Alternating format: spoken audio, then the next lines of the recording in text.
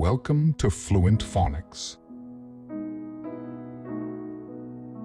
Today, we will learn how to pronounce the word deadlines.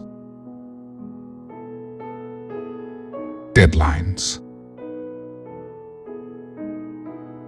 Deadlines.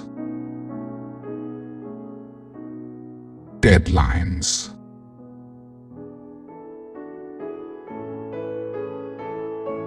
Here's an example of how one might use it in a sentence.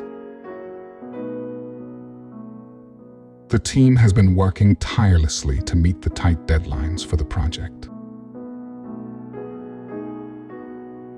Deadlines refer to specific dates or times by which tasks or projects must be completed, often indicating when something is due or expected to be finished.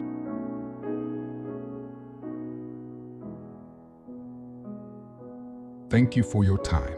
If you enjoyed this, please like and subscribe for further content.